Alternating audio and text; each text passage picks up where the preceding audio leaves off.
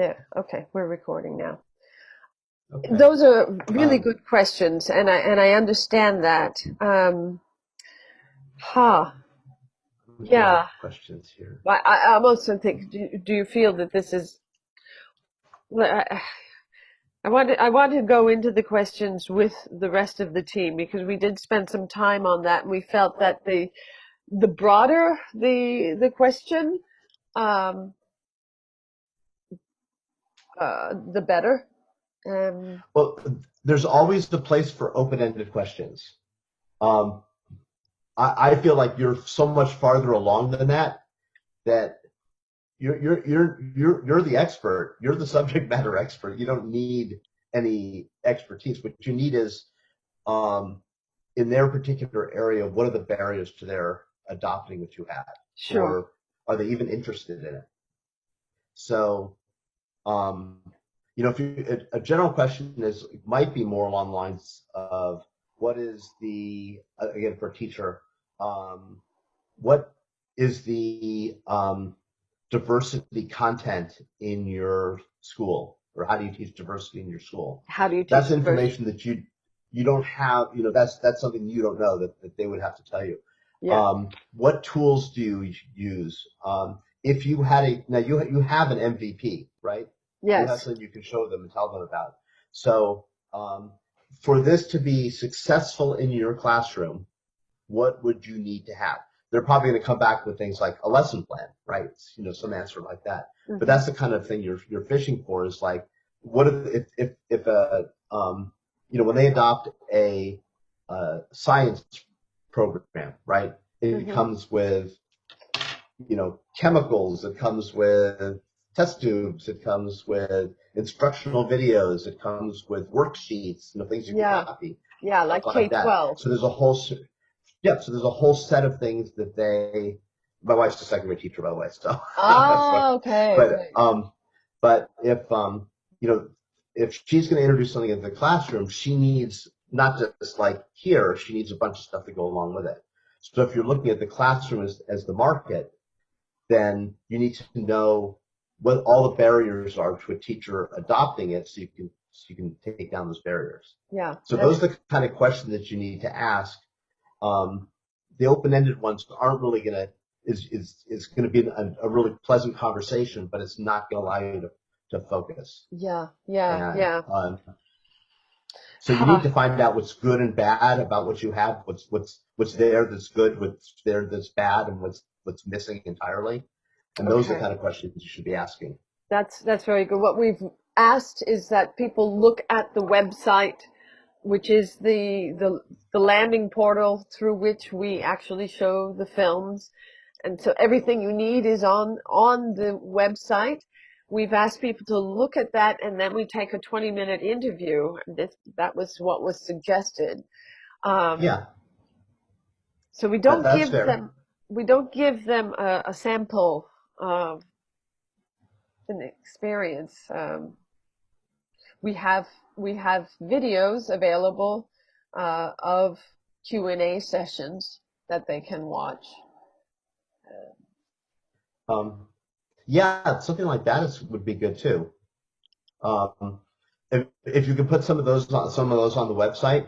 So like when you do an introduction to a film and there's a Q&A, what does that look like? If you Yeah. could put some of that online, that would be, I don't know if there's any problem with if there's kids in there or whatever, if there's, any legal issues of putting kids on or something, but I do have a link on and photos. I'm using a free model so far, and if I uh, embed videotape, then it puts me into another range, a right, right. payment range. So I'm using links, Do and you, I do you have have any budget in the class? Does the class have any budget? Sometimes they have budget for the I students to spend money during the class. I don't think so. Okay. Since it's a free class, we haven't been told about any kind of budget, and I don't think so. Okay, because in the 10-week class, the students will actually travel and so forth. So Ah, there's a budget. They actually have some budget for that, but probably not in this compressed no, version. no, no. Um, okay, so when you talk to a teacher, what do you want to find out? What is Right. going to determine? What Uh, is going to determine? how they feel about films, first of all, and what's the acceptability, and would they use films as a learning tool? Have they used them in the past? And so, who are those teachers that usually do that? Those are the foreign language teachers who usually do that. But we're wanting to Well, teach diversity. So really, those questions that you presented, how do you teach diversity in your school? okay. Also, keep in mind you're changing the model, right? You're um, my wife. I would never show video in class. It's a waste of time, right? Uh-huh. You know, a lot of teachers will, when she looks at it as lazy to put on a video in class, Uh-huh. right? It's like you're not teaching, you just put a video up to do what you should be doing, kind of thing. The last thing the kids need is more screen time. Uh-huh. So that's going to be a reaction from my wife, let's say, for example. But um, what you want to, what you're doing is something that can only be done in film, right? So Yes. it's not like it's a cheap substitution for the real thing. It is the real thing. It is. And It's a so travel-like you have to be experience. careful, right? So you have to be careful to not run into those biases. So if you ask them, how do you feel about film? That's too general a question, Okay. and you might be effectively cutting off the interview by getting into their biases. Okay. You can say, um, I mean, if you ask them, how do you feel about, you can ask like, how diverse is your classroom? You know that. So how do kids relate? You know, you can try to. You're not doing a sales pitch, but you can kind of lead them to it as well. That's fair game, Yeah. right? Sure. Sure. So if you lead with, you started out of the education department at Stanford, right? Yeah.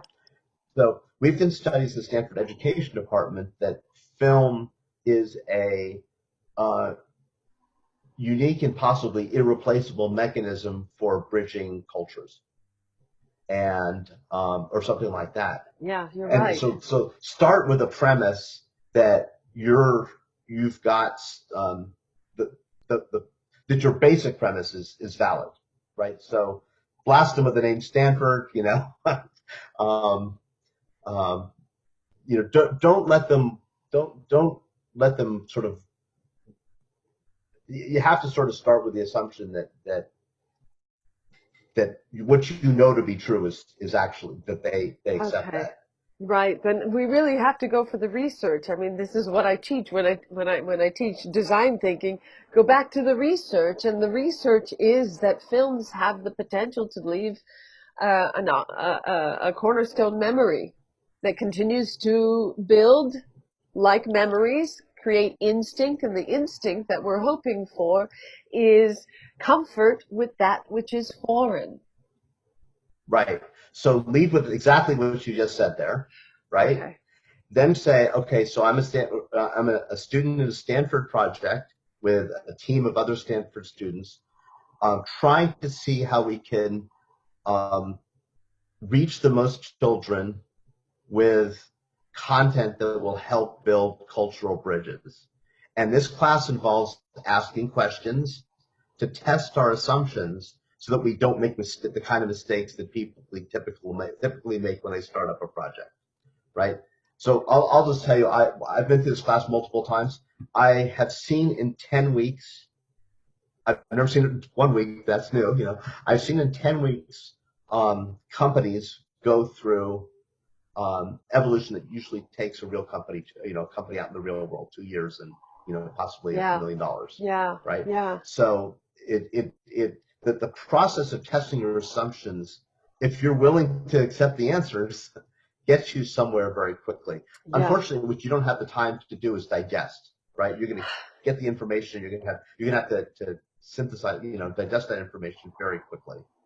But if you're really focused in your questions, you will probably learn as much in the next week as you did from the start of this project. Yeah. So Well, Um, that's kind of an so that's ongoing. very daunting. Yes, I Four know. children's film festivals and tour. One of them was a touring film festival, and now bringing this and 10 years.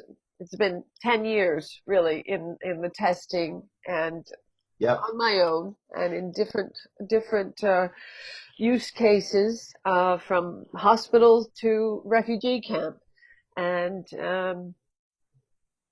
I've got Right. So the so much and information.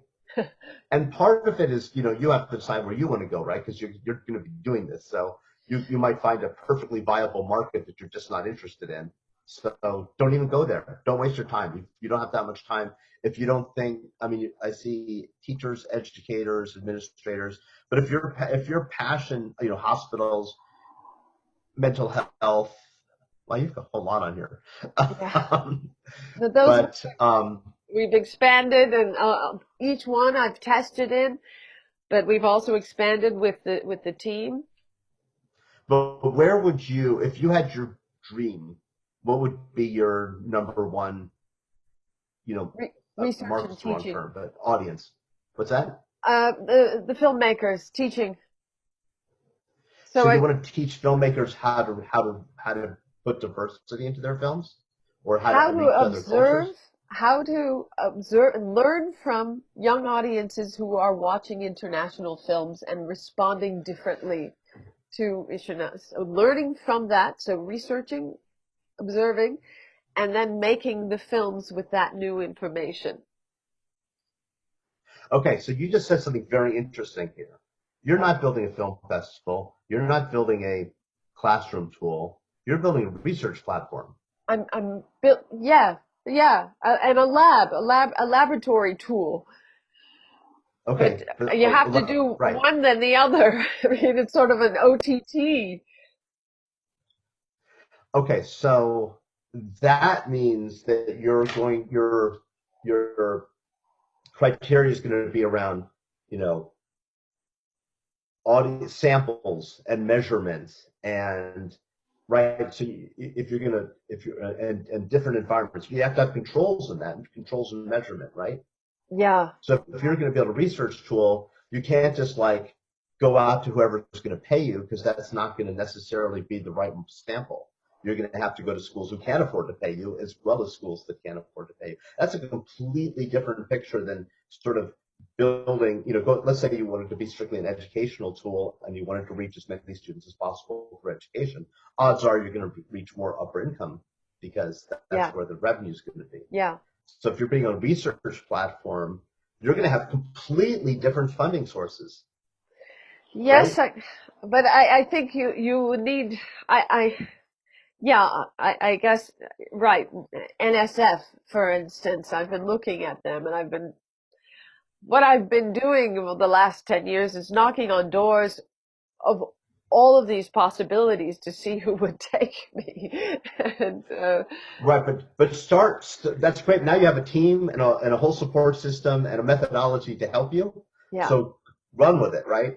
But make yes, sure you're doing what it is you're trying to do. And what you're trying to do, if I understand correctly, and maybe your team will see it differently, I don't know. But what you're trying to do is build a research platform. Is that fair?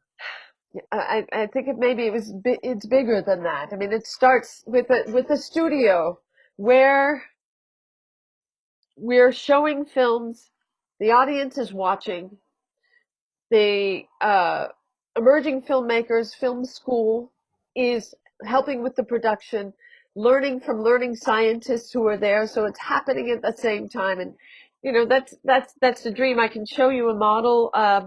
I think it's actually in the deck that you can see in the Screen 360 TV materials, but it looks like this with the studio, and all of this is happening around the studio. The research is happening in the studio, and then A studio or multiple studios? I mean, independent filmmakers, or when you say studio, what do you mean by studio? I mean a studio classroom, a studio lab, Okay, not right? studio as in filmmaker, studio as in um, I mean, this is like a where a film school. There's a studio that's the laboratory for uh, what is being learned and made. right? So in a film school, you have these kinds of studios where the education is happening and they're actually doing the work that happens in a studio. Okay, but I mean, so there's film schools around. There's like USC Film School, UCLA Film School, and so forth. Um, Carnegie Yes, Mellon, is Carnegie Mellon a film school? I think so. they, or at least a department. They do a lot of the arts, yeah. Yeah, Or, but there's a variety of film schools around the country. Obviously, USC comes to mind because it's widely considered number one. right, right. We have a Um, member from USC who's in the film program or doing a minor in film. okay, so are you trying to create a program at USC for this kind of film? Yes, yes. Is that your ultimate goal? Yes, and that's what I applied for a PhD in 2 years ago at USC and UCLA. And Okay, yeah, I mean, that is a goal that seems to be the place where it would be most fruitful. I've also begun testing a curriculum. Curriculums don't exist for this, so yes, that's what I am doing. okay. Now, how much of that is you, and how much of that is Screen 360? In other words, um, you know, Screen 360 seems like part of that broader vision. Yes, yeah. I mean, it's the tool, where we see that that crash of cultures, the thing that needs to happen when you are an American kid. You're growing up with everything is America, America, America. There needs to be a rupture with an international film, and that breaks it open. And that's what we're watching. That's what we're watching for. And when Okay. a kid begins to see a larger world, it actually makes me think of, how filmmakers, when they make their first films, their early films, their whole work, all of the following films are in that work. I made a film called What Does Your Film Taste Like with the talent campus at the Berlin Film Festival. And one of my questions to emerging filmmakers was, when did you first recognize that the world was larger than your little world? And Hmm. what happens in America, I'm afraid, is that so many people don't have that rupture and recognize that the world is larger. And so this is Yeah, where, well, there's like 14% of Americans never been out of their hometown. I think it's some yes, statistics like that. yes. So we bring And the some of those world to hometowns are them. pretty isolated. But so think about the difference between a typically educated American and uh, an ambassador's kid, who's been around the world and Right. seen things.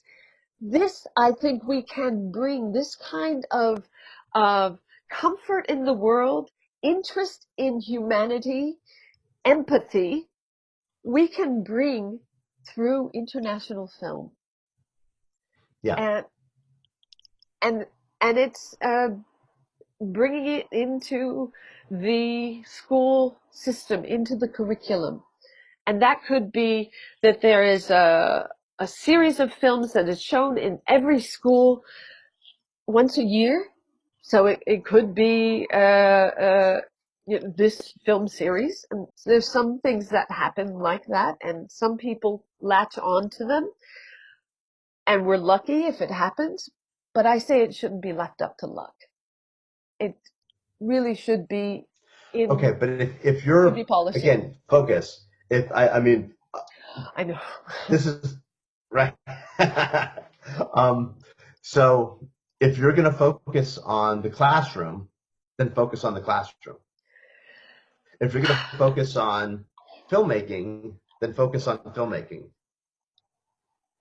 Well, that You got to actually pick one that for now, right? that was the impetus, because I have also made these films and I would like to make more of them. And so what does a filmmaker do but teach making films? And this is an area that is not being taught. So, um, So let me put it differently. Are yeah, you going to focus on are you going to focus on the supply side? I mean, supply side, which is the filmmaking, or the supply side for the supply side, which is the education of filmmakers. or are you going to focus on the demand side, which is the 6 to 18-year-old in the classroom? Yeah, no, you're exactly right. Because there is a dearth of this in the United States, I feel like I had to generate the the the the put a spotlight on the need through the film festival, through showing it. And so maybe that's it. I'm ready to divorce myself from that and focus on the making of. And Although you did tell me there's plenty of content. there around the world that doesn't come into the United States. That's where there's Right, but so you're just so that's fine. There's still content, right? You need to bring that content to the United States. yeah, So yeah, so let me paint one scenario. One scenario is you focus on getting this material into the classroom, right? So what you're basically a distributor. You yeah, curate content from around the world. You attach additional material to it to make it suitable for the right, classroom and right, hand it off to the teacher, right, right? right. That's a very realistic thing to do. That's I mean that's Screen 360 TV. But then, you know, using that Okay, for but Screen 360 TV is this, right? yeah. That doesn't necessarily, and it's live, and it doesn't necessarily have lesson plans and supporting materials and whatever else the teachers need. Well, it does when we connect initially with a school, we send a poster showing how to set up. So there is a deck for teachers, how to set up, and we talk about when they register, they talk about the primary subjects that they are interested in learning about, places that they might be interested, and then there are learning goals also. Okay, so I'll just go back and say that's great. It could probably be better, and you need to find out how to make it better, Yeah. So we right? have educators on the team who Yeah, take that part but I'm saying away from me. that's yes, but I'm just saying that's something that you can find out in the next few days, right, with Yes. interviews and whatnot, and say which classrooms are going into, right? You want to scale this, right? So there's what 50 the numbers in there 50 something million students in the country, right? 56.6 million students. Yes. 56.6. All right. They're all and there's probably you know 10 million, probably a million teachers out there saying, what am I going to do in September or August or whatever is when they get Yeah. back to school, right? So your timing is perfect, right? I You've think got so. Yeah. so there's increased interest in diversity. The uh, the teachers are looking for materials where they don't have to just lecture over Zoom, because I think a lot of classrooms are going to be over Zoom again in the Right. fall. Um, I don't think our trends are going in the direction to get people back in the classrooms as we'd like, but or even so, they're talking about one teacher in a classroom all day long, and then different students every other day, right? So some are doing like 12 kids all day long. Some are Uh-huh. doing a full classroom, but every other day. Um, you know, Teachers are going to go crazy. Yeah. I mean, this is literally more than a teacher can handle.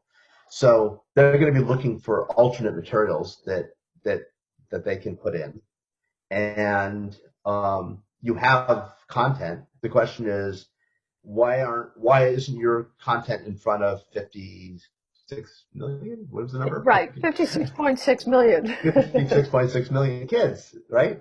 So you need to close that gap to at least 50 million of those. Yeah. So the question is, how do you close that gap? Right. And Sundance, Berlin, Cannes, 21 film festivals just put an online film festival on. We Are One. Did you happen to catch any of that? And they did it. The It was the We Are One Film Festival. 21 international no, film festivals no, I didn't see that. put stuff on YouTube. So I've been knocking on YouTube's door too, also to work with them to develop something like this. And if they're not talking about it right now and working on it, then they're really silly. And so I I think Well, Netflix is actually probably a more sympathetic audience Netflix, because, yes, and they do and have you a know, kids and family now. Go ahead. I don't know if you've seen Amazon Prime lately, but their top listed programs are all, um, racial issues, racial Yeah, films, yeah, right? yeah, yeah. So they have totally embraced the Black Lives Matter and so forth. I mean, I think that they will. I mean, this is kind of a social justice thing. I mean, it's not. It's kind of it lays the foundation. I mean, look, kids aren't born racist. You start Yeah. off with kids knowing about it. You avoid the whole social justice issue entirely if you can, address it in kids. So I mean, I think it fits in. So Amazon Prime might also be a potential audience for this. Well, that's exactly Um, what we're doing. You know, so in one way it distracts from the direct American problem, black, white American problem, but it's with the beginners. And so when we talk about the appropriate age group, I mean, there's beginners K-12.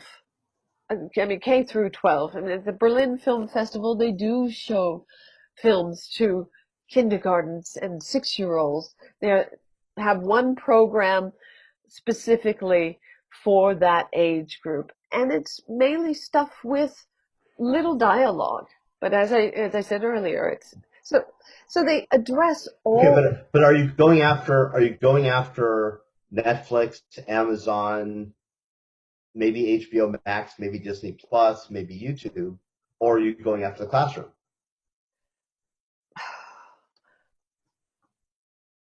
If we go, which one is actually going to have more leverage?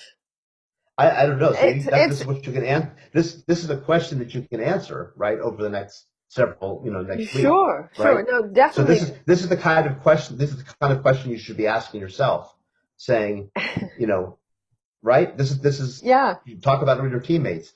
Are we going after? I mean, you don't have to know the answer but you have to know that you have to make a decision and then start asking questions of subject matter experts to help you answer those questions. yeah. I mean, if we're going after classrooms only and not asking for help from a machine like HBO Max, then I think we would die pretty soon if we're going for classrooms only. Then we'd be like some of our competitors, But like you don't. But if you're going for HBO Max, then you're basically talking to people watching at home.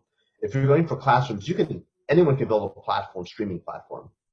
But if you want to, I mean, you could put it on Vimeo, you can put it on something custom. I mean, building streaming platforms not your major barrier. no, Your barrier is the audience, right? So if you're going into the classroom, you know, um, then you need to be talking to teachers, textbook companies, people who sell into the classroom, yeah, right? yeah, You need to yeah, understand the classroom. It's an enormous business. There's 56.6 million students. It is yeah.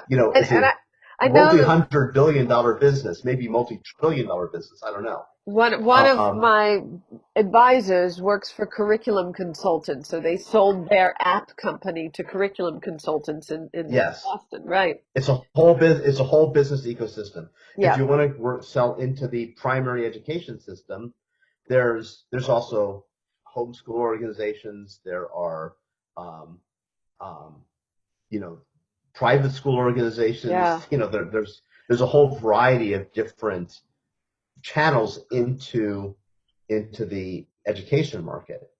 So If and then, but on the other hand, if you're going for the not for the mass market, if you're going for the mass market where you just hope people will discover it on Netflix or HBO Max, which is fine.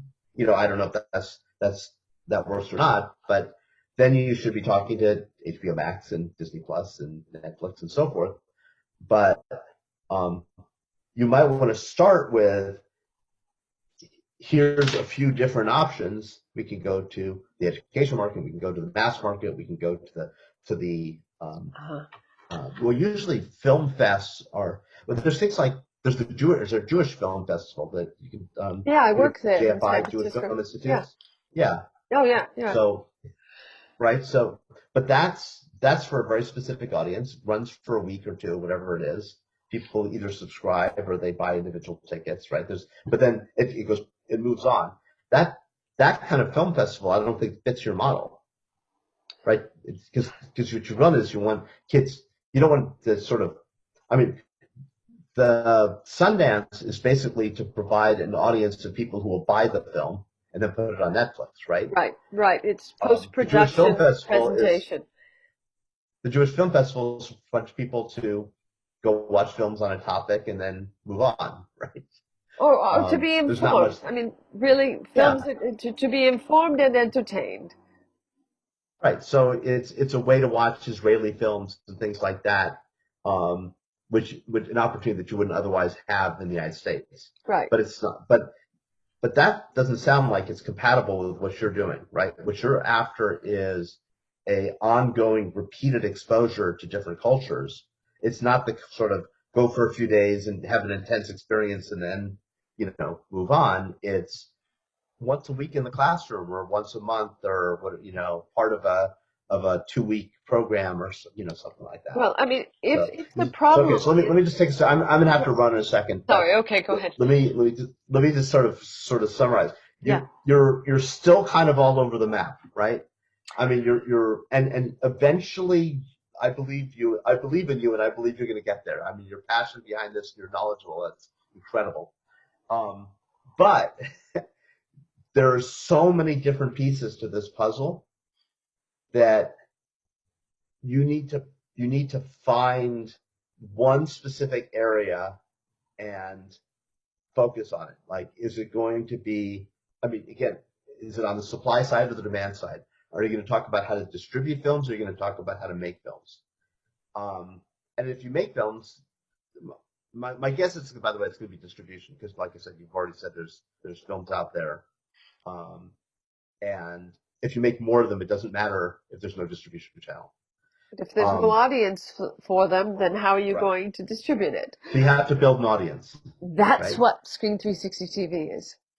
Okay, and right, so you're already on the right track there. So besides this kind of the other parts of your vision, which includes things like um, teaching at USC. But now the question is, does Screen 360 go to Netflix kind of crowd, or does it go to a school kind of crowd, or does it go to the hospital kind of crowd, or does it actually go to policymakers? Does it go to I mean, where does it go? And that's where I think um, you need to focus Yeah, but I mean, for the if you next want to week. For the affect, next week, that's true. But I guess if you want to affect policy, do you have to have something to affect policy with. You have to show them, and yes, they will always ask you, prove it. Show us what you did. Show us why. right. Show us. So let's say you chose education. I'm just going to pick that since it's on your list, but there might be other areas that are better than that. But you have to talk to teachers, you have to talk to administrators, you have to ultimately you'll have to talk to the people who make the purchasing decisions at the schools, Yeah, whether they can fit another program in, curriculum development people at schools, right. um, people who sell into schools, Board of Education, approved curriculum, you know, things like that. So Yeah, there's more than enough people for you to talk to in that one area. just in If you education. don't focus, that's just education, and I've listed like 5 or 6 different categories. Yeah. Um, in if you get into um, too many areas, you just won't be able to cover all of those. I If get this it. was 10 weeks, we might leave it a little bit more, start a little bit more open. Yeah. But I think for this condensed schedule, need to be a little bit more focused. Okay. Well, in Germany, I was in an incubator, and we focused on healthcare. Yeah. And because we thought that there was more money there. Schools, it's hard. There's not much money, but there's more audience. So this is, Well, right. So you can make it up in volume, right? I mean, your costs are fixed. Your audience is huge. It's not, people make tons of money selling at the education market. yeah, yeah, but And you said also that there's 56.6 million. That's in the United States, yes, right? There's no I mean, your program is intrinsically worldwide. yeah, So I mean, there's no reason that that expansion can't be that way. So, and again, with roughly fixed costs. I mean, obviously licensing gets more expensive the broader distributions, yada, yada, yada, but you have to have moderators who are in each territory, whatever it may be. right, right. Um, but your model is probably scalable. I think so too. Sesame Workshop looked at it and pushed it back because it's not Sesame, but it's something like them. I know you need to go, and I think this is a conversation I have to hash out. I don't know. Maybe I thought I could hash it out with the team, but it sounds like you're saying I need to make that decision before. No, No? no, I'm saying is that the team will help you with that with the thought process. So Yeah. definitely involve the team, but um, but um, what you can do for the team is lay out all the different options. What you can do together is narrow down those options to Yes. focus for the next week. Good. Okay, good. So we need to focus more from that list. I agree. We're out there testing now this week, and uh oh oh darn it! I just missed.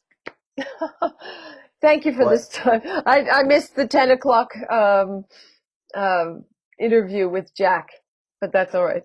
Oh, okay. That's Well, all we right. did roll through it. All right. So let's call. I'll see you at like 1 or 1:30, whatever we said. 1:30, great. And then I do have a 2 o'clock interview, I so have to stop at 2 as well. okay, good. All right. Talk to you Thanks very later. much. See you at 1:30. Bye bye. All right. Bye.